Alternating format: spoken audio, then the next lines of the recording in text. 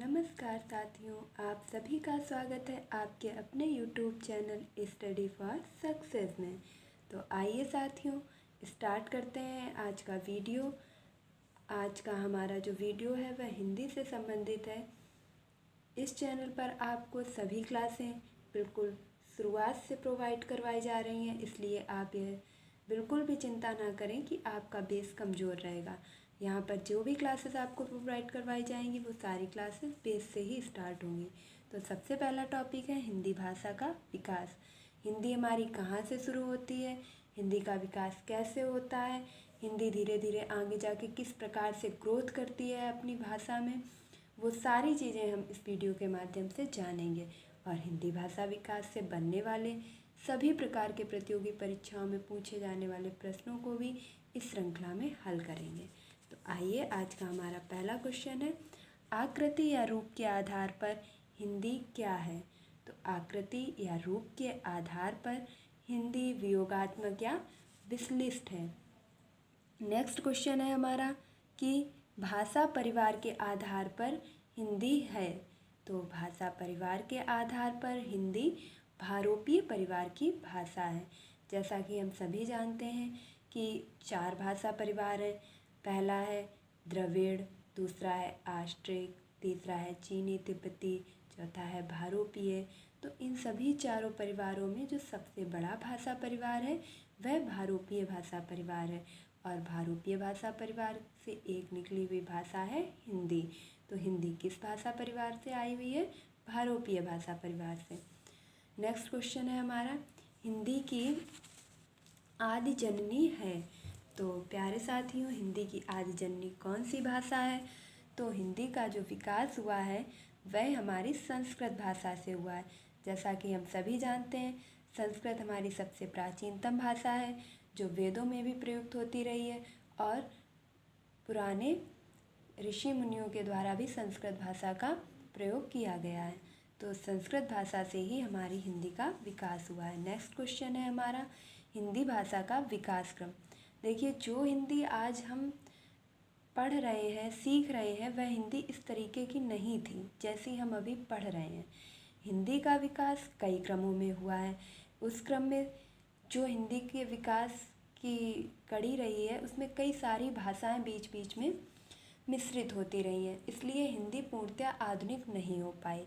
तो हिंदी भाषा का विकास किन किन क्रमों में हुआ है यह हम अपने नेक्स्ट क्वेश्चन में देखेंगे। तो अपना नेक्स्ट क्वेश्चन है, संस्कृत, पाली, प्राकृत, अपभ्रंश, अवहट्ट, प्राचीन हिंदी और हिंदी। तो हिंदी का जो विकास क्रम है वह इन क्रम में हुआ है कि सबसे पहले आई है हमारी संस्कृत, उसके बाद आई है पाली, फिर आई है हमारी प्राकृत, इसके बाद आई है अपभ्रंश, अपभ्रंश के बाद आई है अवहट्ट, अवहट्ट के बाद आई है प्राचीन हिंदी और प्राचीन हिंदी के बाद जो आज हम बोलचाल की भाषा में प्रयोग कर रहे हैं वह है हमारी आधुनिक हिंदी। तो प्यारे साथियों, इन सभी भाषा का विकास जिस क्रम में हुआ है उस क्रम के ही अनुसार हम अपने प्रश्न को स्मरण रखेंगे, क्योंकि परीक्षा में प्रश्न हमसे क्रम से ही पूछा जाता है। 4 ऑप्शंस में से हमें उस ऑप्शन का चयन करना होता है जिसमें ये भाषा क्रम से लगी हो। अब हम इन सभी भाषाओं के बारे में कुछ प्रमुख बिंदु पर नज़र डालते हैं। तो सबसे पहले है हमारी भाषा संस्कृत। संस्कृत जो कि वैदिक काल में प्रयुक्त होने वाली भाषा रही है, वेदों में जिस भाषा का प्रयोग हुआ है, जिसे सभी भाषाओं की आदि जननी कहा जाता है, यह सबसे पुरानी भाषा भी रही है। तो संस्कृत के बारे में ये कुछ महत्वपूर्ण बिंदु थे। कहा जाता है कि ऋग्वेद की भाषा कौन सी थी? तो ऋग्वेद की भाषा थी संस्कृत। नेक्स्ट हमारा क्वेश्चन है कि पाली। संस्कृत के बाद प्यारे साथियों भाषा का विकास हुआ है पाली। तो पाली भाषा का विकास जब हुआ है उस समय हमारे यहाँ बौद्ध धर्म जोर शोरों से प्रचलित था। तो बौद्ध धर्म में जनसाधारण की भाषा पाली रही है। इसके बाद विकास हुआ है प्राकृत भाषा का। तो प्राकृत भाषा जैन धर्म की सर्वाधिक प्रचलित भाषा में से एक है। नेक्स्ट इसके बाद आई है अपभ्रंश। अपभ्रंश को टूटी फूटी हिंदी के नाम से भी जाना जाता है। अपभ्रंश का और भी बिगड़ा रूप जिसे कह सकते हैं कि अपभ्रंश से भी निचली भाषा उसका नाम था अवहट्ट। जो हमारी अवहट्ट भाषा थी यह अपभ्रंश से ही निकली थी। इसके बाद आती है हमारी प्राचीन हिंदी। प्राचीन हिंदी पूर्णतया हिंदी नहीं थी, क्योंकि उसमें अवहट्ट, अपभ्रंश आदि भाषाओं के कुछ ना कुछ शब्दों का मिश्रण हुआ करता था, इसलिए वह पूरी तरीके से आधुनिक हिंदी नहीं थी। प्राचीन हिंदी के बाद विकास हुआ हमारी आधुनिक हिंदी का। तो आज जो हिंदी हम बोलचाल की भाषा में प्रयोग करते हैं, पढ़ते हैं, वह है हमारी आधुनिक हिंदी। एक बार फिर हम इसे क्रम से पढ़ लेते हैं कि हिंदी भाषा का विकास कालक्रम इस प्रकार से है। तो सबसे पहले है संस्कृत, पाली, प्राकृत, अपभ्रंश, अवहट्ट, प्राचीन हिंदी और हिंदी। प्यारे साथियों, अगर इस क्रम को आप 1 से 2 बार हमारे साथ दोहरा लेते हैं तो यकीन मानिए आपको दोबारा इसे पढ़ने की आवश्यकता बिल्कुल भी नहीं पड़ेगी। तो एक बार फिर से इसे रिवाइज करते हैं। संस्कृत, पाली, प्राकृत, अपभ्रंश, अवहट्ट, प्राचीन हिंदी और हिंदी। देखिए, मेरे पढ़ाने का एक ही मकसद है कि आप जो कुछ भी पढ़ें वो आपको यहीं का यहीं याद हो जाए, आपको उसे दोबारा पढ़ने की आवश्यकता बिल्कुल भी ना पड़े। देखिए, सिलेबस इतना ज़्यादा होता है कि अगर हम चीज़ों को बार बार एक ही चीज़ों को पढ़ते रहेंगे तो कभी भी कंप्लीट नहीं कर पाएंगे। इसलिए जिस चीज़ को भी पढ़िए, जिस टॉपिक को भी पढ़िए, उसे इस तरीके से पढ़िए कि उसे दोबारा पढ़ने की ज़रूरत ना पड़े। आप एक बार उस पर नज़र डालें और आपके दिमाग में उससे संबंधित सारी बातें अपने आप ही आने लगें। तो नेक्स्ट क्वेश्चन है हमारा, अपभ्रंश का वाल्मीकि स्वयंभू को कहा जाता है, जिसकी प्रसिद्ध रचना पयुम चरिऊ है, अर्थात जो राम काव्य पर आधारित है। प्रश्न हमारा आता है कि अपभ्रंश का वाल्मीकि किसे कहा जाता है? तो अपभ्रंश का वाल्मीकि स्वयंभू को कहा जाता है। स्वयंभू की प्रसिद्ध रचना कौन सी है? स्वयंभू की प्रसिद्ध रचना पयुम चरिऊ है। पयुम चरिऊ किस काव्य पर आधारित है? तो पयुम चरिऊ राम काव्य पर आधारित है। नेक्स्ट क्वेश्चन है, हिंदी शब्द का विकास। हिंदी शब्द का विकास किस प्रकार हुआ है? तो जिस प्रकार हिंदी भाषा का विकास हुआ है उसी प्रकार से हिंदी शब्द का भी विकास कई क्रमों में हुआ है। तो सबसे पहले था सिंध, उसके बाद हुआ हिंदू, हिंदू के बाद हुआ हिंद, और हिंद में ई प्रत्यय लगाने से बन गया हमारा हिंदी। जैसा कि हम सभी जानते हैं, पहले इसे सिंध देश कहा जाता था, तो यहाँ की भाषा भी सिंध के नाम से ही जानी जाती थी। फिर इसे थोड़ा परिवर्तित हुआ, सा को हा बोलने के कारण यहाँ पर हिंदू बोला जाने लगा और हिंदू से हो गया हिंद। हिंद के बाद उसमें ई प्रत्यय जोड़ दिया गया और विकास हो गया हमारी हिंदी का।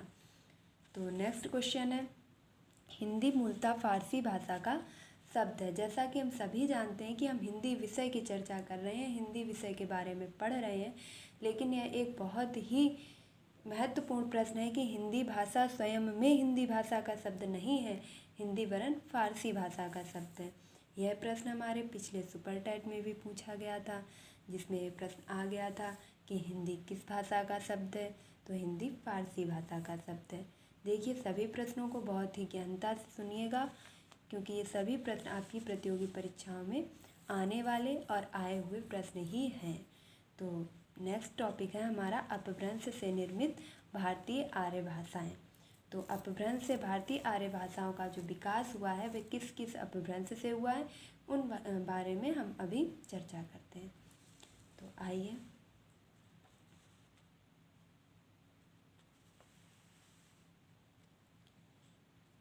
सबसे पहले हमारी अपभ्रंश है सौरसेनी।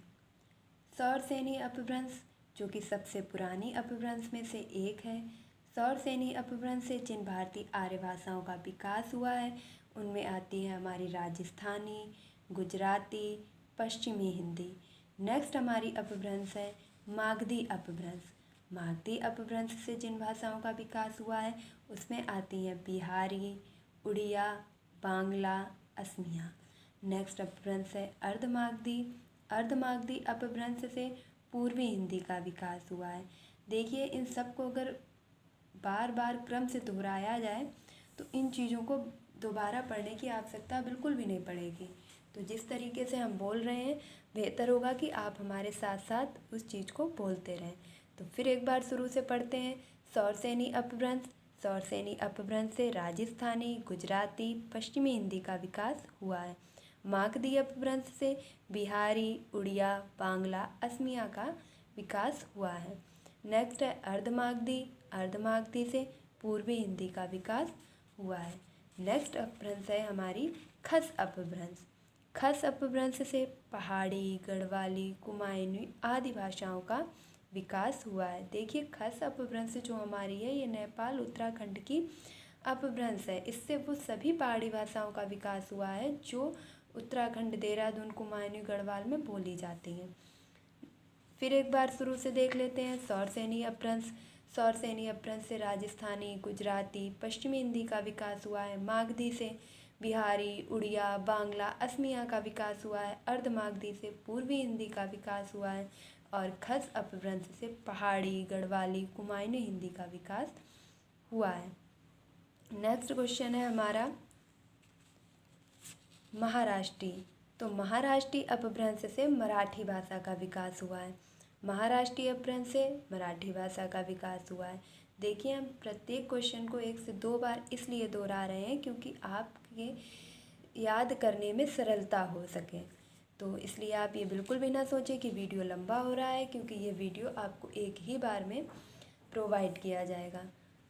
नेक्स्ट क्वेश्चन है ब्राचड़। ब्राचड़ अपभ्रंश से सिंधी भाषा का विकास हुआ है। तो एक बार फिर से हम सारी अपभ्रंश और उनसे निर्मित भाषाओं को दोहरा लेते हैं। तो सबसे पहले आती है सौरसेनी। सौरसेनी से राजस्थानी, गुजराती, पश्चिमी हिंदी का विकास हुआ है। नेक्स्ट अपभ्रंश है मागधी। मागधी से बिहारी, उड़िया, बांग्ला, असमिया भाषाओं का विकास हुआ है। इसके बाद आती है अर्धमागधी। अर्धमागधी से पूर्वी हिंदी का विकास हुआ है। इसके बाद आती है खस अपभ्रंश। खस अपभ्रंश से पहाड़ी, गढ़वाली, कुमायूनी भाषा का विकास हुआ है। नेक्स्ट आती है महाराष्ट्री। महाराष्ट्री से मराठी भाषा का विकास हुआ है। और लास्ट है हमारी ब्राचड़। ब्राचड़ अपभ्रंश से सिंधी भाषा का विकास हुआ है। तो प्यारे साथियों, हम उम्मीद करते हैं कि आप सभी को अपभ्रंश और अपभ्रंश से निर्मित होने वाली सभी आर्य भाषाओं के बारे में पूर्णतया जानकारी प्राप्त हो चुकी है और अब आपको इन्हें दोबारा पढ़ने की भी आवश्यकता नहीं होगी। हिंदी का आदिकाल हिंदी भाषा का शिशुकाल कहा जाता है। हिंदी भाषा का आदिकाल किस नाम से जाना जाता है? तो हिंदी भाषा का आदिकाल शिशुकाल के नाम से भी जाना जाता है। नेक्स्ट क्वेश्चन है जॉर्ज गियर्सन ने हिंदी को आम बोलचाल की भाषा कहा है। तो यहाँ से आपका क्वेश्चन बन जाएगा कि आम बोलचाल की भाषा हिंदी को किसने कहा है? तो आम बोलचाल की भाषा हिंदी को जॉर्ज गियर्सन ने कहा है। आइए एक बार हम पुनः इस टॉपिक के उन सभी इम्पॉर्टेंट क्वेश्चन को रिवाइज कर लेते हैं जो आपकी परीक्षाओं में सीधे सीधे बन जाते हैं। तो देखते हैं।